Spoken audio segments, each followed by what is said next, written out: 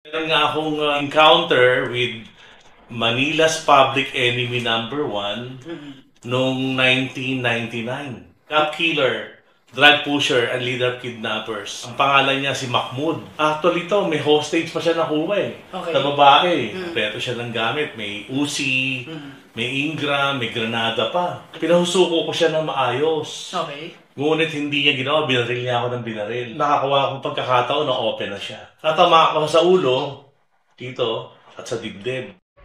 Kumusta kayo mga dre? Welcome sa Rai TV.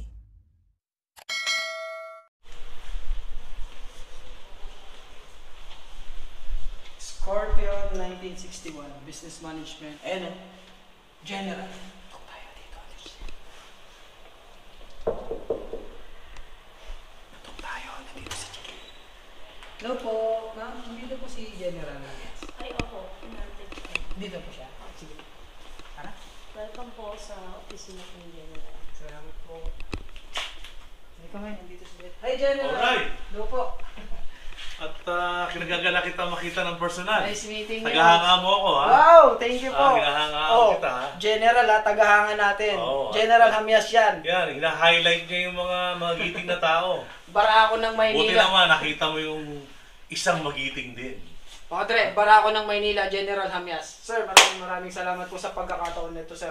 Excited na ako sa magiging kwentuhan po natin. Kwentuhan niyo kami sa naging buhay po ninyo. Ano po? Alright, at talaga naka-ready ako para sa mga taong bahay, sa mga kabataan.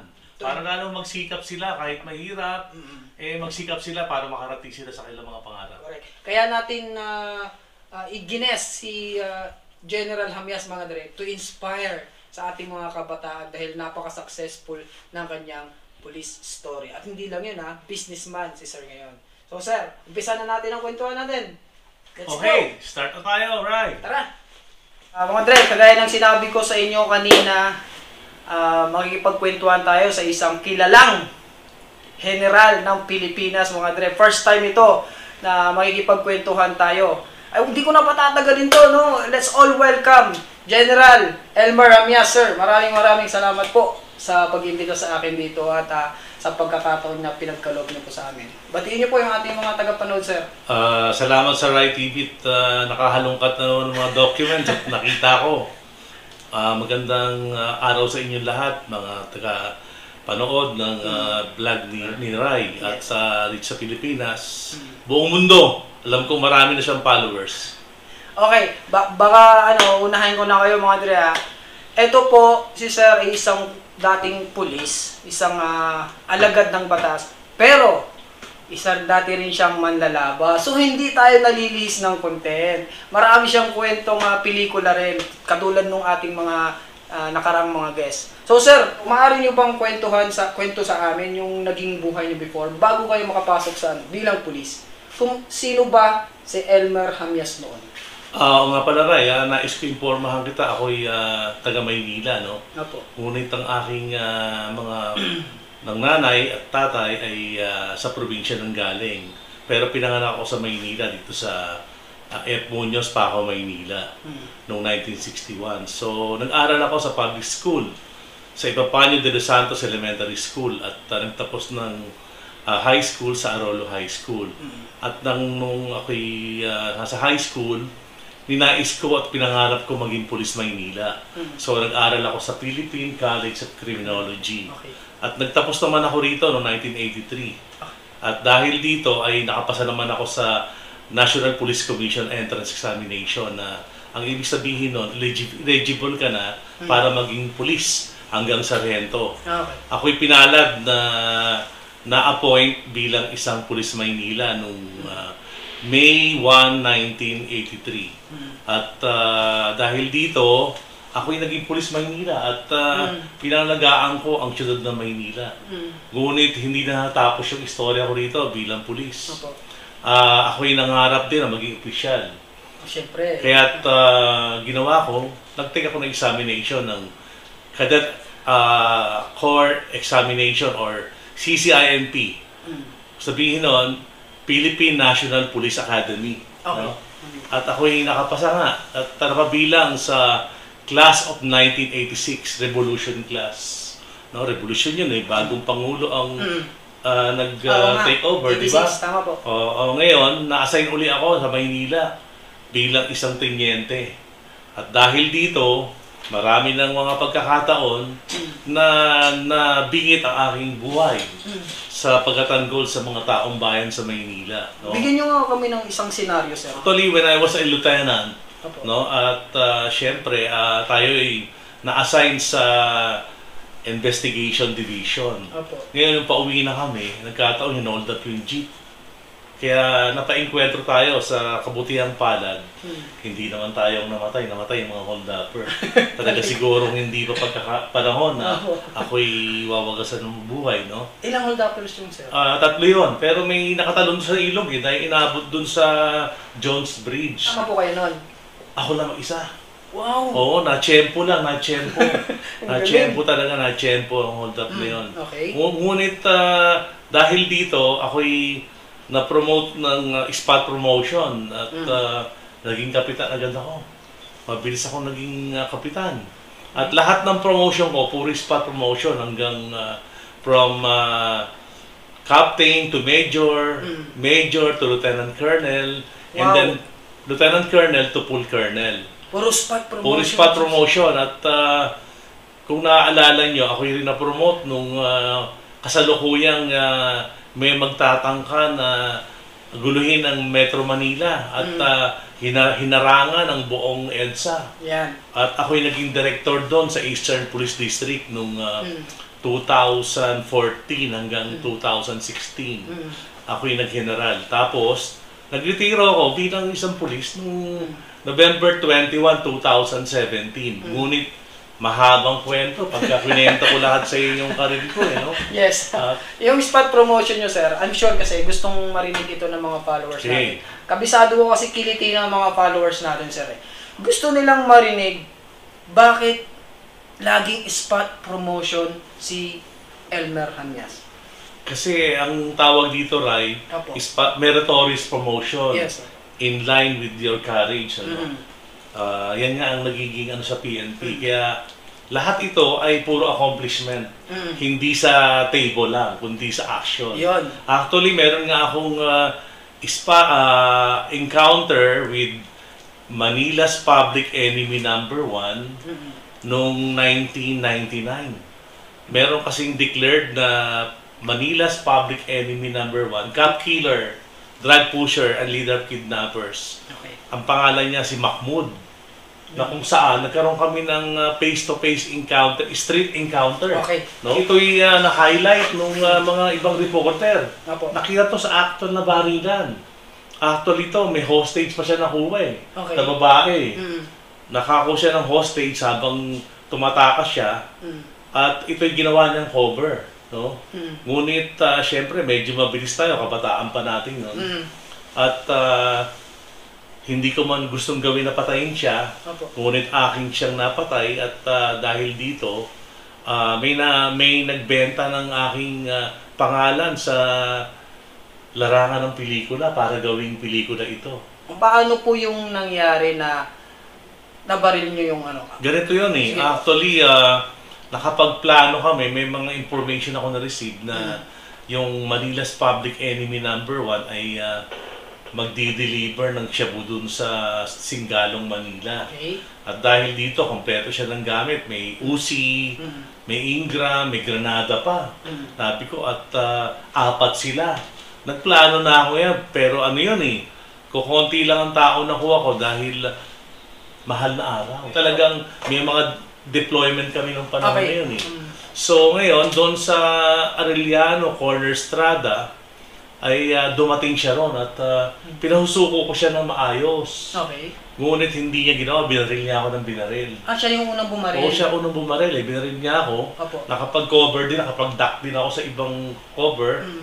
At naghabulan na kami, nagbarilan na kami. Ngunit nung nagbabarilan kami, nakakuha siya ng ng babae na hinostage niya. Okay. Yung pala, yung babae yung kasama niya.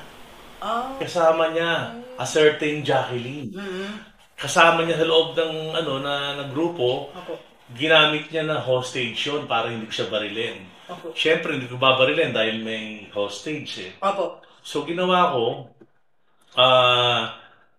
sabi ko, mag-surrender ka na, pero ayaw niya eh. Mm. So, ginawa niya, baril pa na ng baril. Mm. Ngayon, nung ang babae nakakita ng pagkakataon, nag-change magazine siya, change magazine, Opo. maglalagay siya ng magazine. Opo.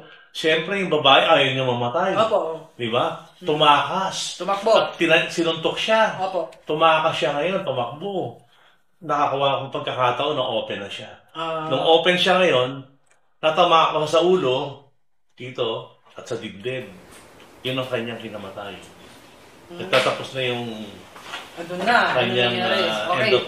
Ngayon, sir, nung nangyari yon, daming pumuntang Ayan, reporters. nakita mo naman ng mga highlight, di ba? Ayan, ito Ayan, po. marami, mga reporter. Oh. Pumutok, sumabog sa news. Okay, after At nun, na-highlight. anong naging impact nun, sir, yung news na yan? Sa buhay Siyempre, niyo? sa buhay ko, marami akong award na nakuha. Okay. No? Naging outstanding Manileño ako. Yung tinatawag na Medal of Honor of the City of Manila. Okay. 3 lang kami nakakuha nito, pero ako yung pangatlo na puro buhay pa. Lahat patay na. Si Alfredo Lim, Apo. Robert Barbers, at saka Elmer Hamias. Wow! Nagkakataon, buhay pa tayo. Sir, Salamat sa napapapalakpak Diyos. ako, sir, ah. Ang galing, ang galing. Salamat sa Diyos at buhay pa tayo. Okay. Bago mangyari ito, may mga namatay dito, no? Sa mga ibang operation. Yes. Kaya yung aking cash money na nakuha sa particularly yung Bangko Pilipino nung araw, may bayaning pulis. No, actually, ito yung award na yun, no? Bayaning pulis. Yung pinamigay ko sa mga nabiktima, na namatay na pulis, at saka yung reporter na mga tinamaan. May mga tinamaan din pala. Oo, dahil operation yan eh. Okay. Sa ibang area, sa Quiapo, sa Muslim Center, iba-iba. May casualties din pala. Maraming pinatay si Okay. si Mahmoud eh. So, tinulong nyo na lang sa Tinulong ko dun sa kanila para, siyempre, gusto ko sa kanila na i-share yung blessing ng Apo. bigay sa akin. Kaya kayo pinagpala, sir.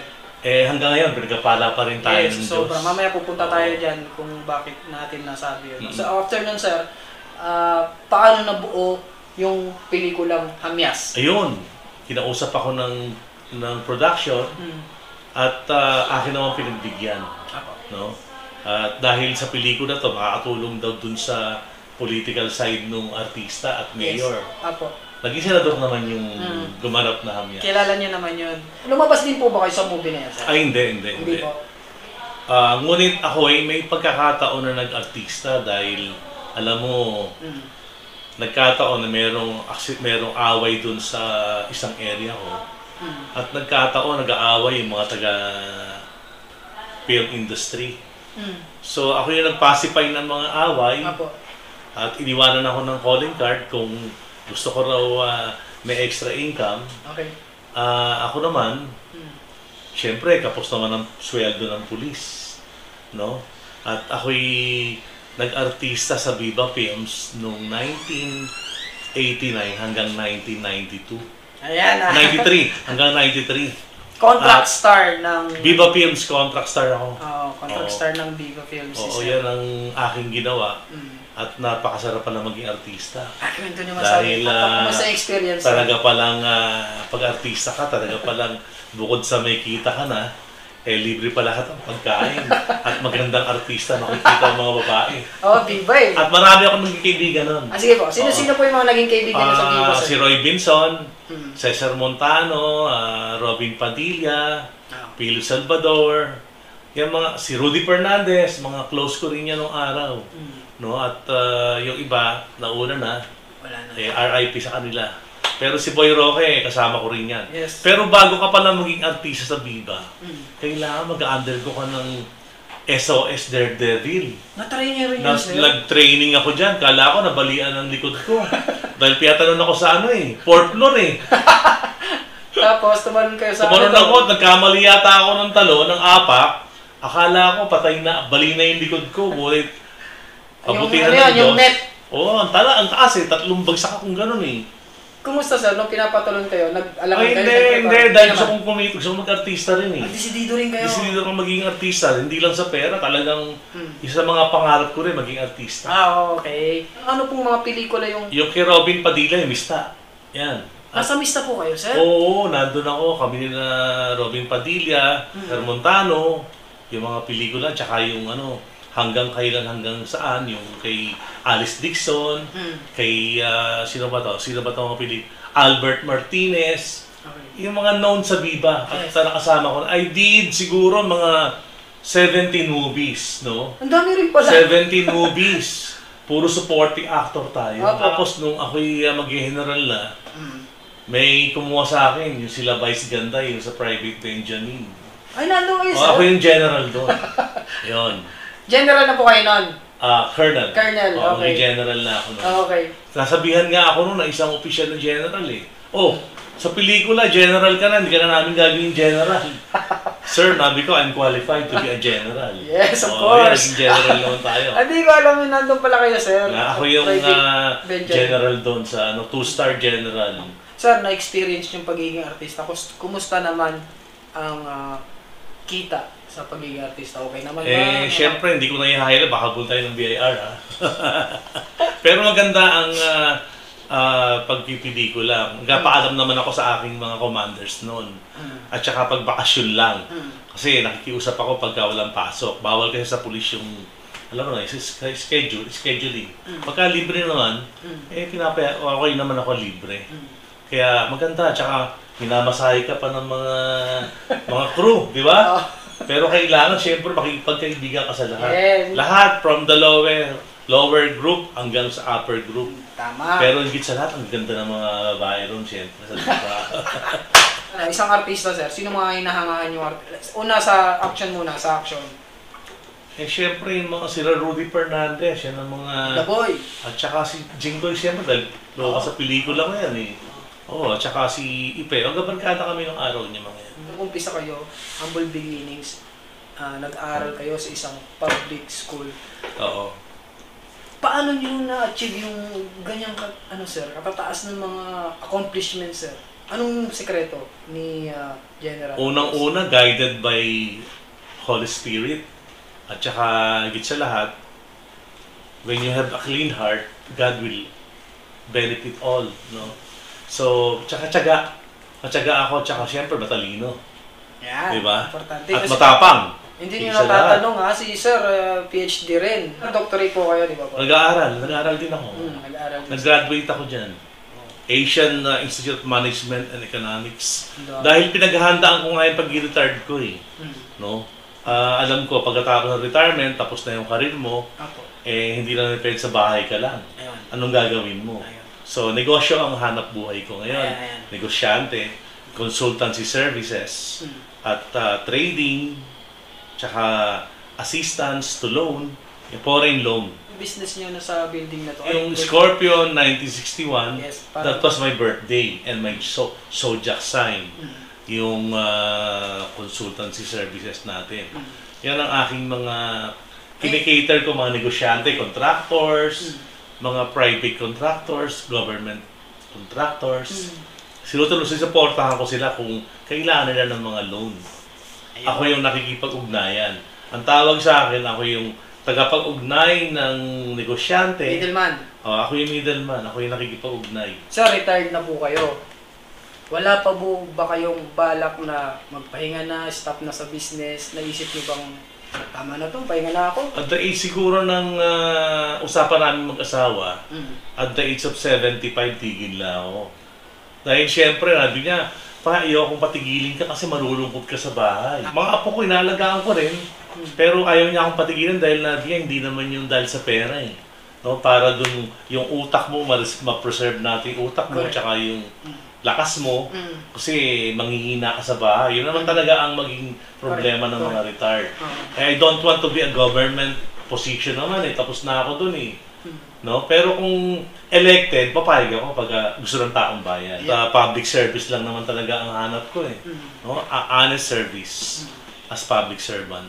Sa mga batang sir, mga nangangarap na Yan, maganda yan. maging pulis, na balang araw maging isang General Hamias, ano pong may papayo nyo sa kanila? Okay, yung mga kabataan na kahit mahirap, hindi kayo mayaman na tao na pinanganak, magsikap kayo. Unang-una, mag-aral kayo mabuti at makinig sa mga magulang. Kasi wala nang magulang na bibigyan tayo para mapariwara. Correct. At ang gobyerno naman natin ay pag-aaralin tayo kahit wala tayong pera. Basta mag-aaral lang tayo at magsikap hanggang makarating ka ng iyong pangarap. Now, pagka nandun ka na bilang pulis, siguraduhin mo lang na ang paglilingkuran mo ang taong bayan, hindi yung isang tao lang. No? Kaya alam mo, ang pagiging pulis, to protect our sworn duties is to protect the people against any kind of danger. Kaya tayo mauuna para magtanggol sa kanila. Kahit sino mag-utos sa atin, hindi isang tao lang. Nakasumpa tayo sa konstitusyon, sa batas, napapatupad natin ang buong puso at buong totoong paglilingkod. No? Kaya huwag kayo mag-alala, hindi hadlang yung pagiging mahirap. Walang hadlang sa pagiging mahirap. Basta magsikap at sumunod sa mga magulang at higit sa lahat, hihingi ng tulong sa Diyos. Yan, yun. Yun ang importante sa lahat. Huwag nating kalimutan yung nasa itaas. So, ang ganda ng advice po ninyo ha. Kasi syempre, eto, isa po kayo sa mga buhay na halimbawa na isang successful na policeman, no? So maraming salamat po sa serbisyo na binigay niyo sa amin. Sir, lastly na lang. Halimbawa po sir na merong over sa pelikula sa inyo sir, kung sakali po go pa rin ba si General? Pwede naman. Lahat sa oras lang, sa tawang oras. Kasi alam mo, nung negosyado tayo, masyado marami na schedule. Busy na. Pero kaya ko pa rin naman. At nais ko rin sabihin na may The Untold Story of General Elmer Hamias na darating. Part 2. Untold Story yun. Kaabang-abang At ongoing na yun. Ito, yung interview natin ngayon, highlights lang to dahil meron pa parating na Untold Story ni General Hamias. Siyempre, hindi natin i-spoil lahat yan. Kailangan abangan niyo yung pelikula na to. Sir, sinong napipisil niyong gaganap bilang General Hamias ngayon? Marami nag-a-apply pero mas porsigido si Jerry Crabal Ayun si Idol Jerry. Porsigido siya. Sana matuloy ito sir, no?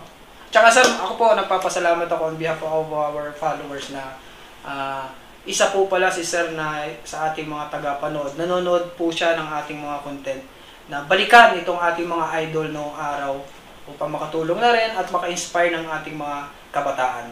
Maraming salamat po sir. Alright. Salamat po talaga sa pagkakataon na ito. General Hamias, mga dre, palakpakan natin.